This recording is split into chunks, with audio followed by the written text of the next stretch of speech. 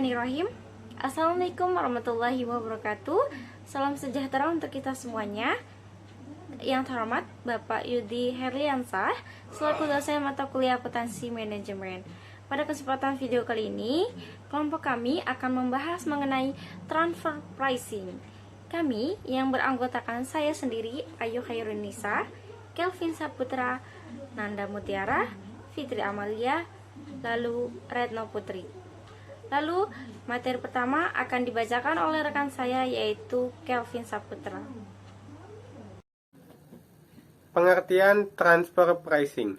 Transfer pricing adalah suatu kebijakan yang diatur oleh perusahaan untuk menentukan harga transfer atas suatu transaksi, bank harga atas barang dan jasa, harta tak berwujud, ataupun transaksi finansial yang dilakukan oleh perusahaan. Harga transfer adalah suatu kegiatan yang dimana harga barang atau jasa diberikan dari divisi ke divisi lainnya dalam suatu perusahaan. Ada beberapa tujuan transfer pricing. Yang pertama, pengoptimalan atas penghasilan global setelah dipotong pajak. Yang kedua, evaluasi kinerja cabang perusahaan mancanegara. Yang ketiga, mengupayakan keamanan posisi kompetitif. Yang keempat, mengurangi resiko keuangan. Yang kelima, mengurangi resiko pengambilan alihan pemerintah. Keenam, mengatur arus kas pada cabang perusahaan. Dan ketujuh, mengurangi beban tanggungan pajak dan bea masuk. Nah, selanjutnya saya akan membacakan jenis-jenis transfer pricing. Jenis-jenis transfer pricing ada dua loh. Yang pertama intercompany dan yang kedua intracompany. Nah, apa sih intercompany itu? Intercompany itu terjadi antara dua perusahaan yang mempunyai hubungan istimewa, sedangkan intracompany adalah yang terjadi antara divisi dalam suatu perusahaan. Aspek transfer pricing dibedakan menjadi dua, yaitu harta berwujud dan harta tidak berwujud.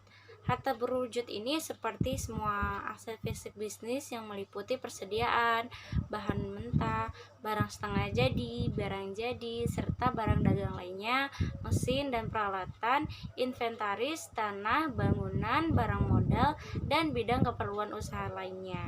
Nah, sementara harta tak berwujud ini dari aspek transfer pricing dibedakan antara manufacturing intangible dan market intangible. Manufacturing intangible ini timbul karena kegiatan pabrik atau upaya penelitian dan pengembangan oleh produsen. Sementara market intangible ini berasal dari upaya pemasaran, distribusi, dan jasa purnajual. Penyerahan jasa dari aspek harga transfer.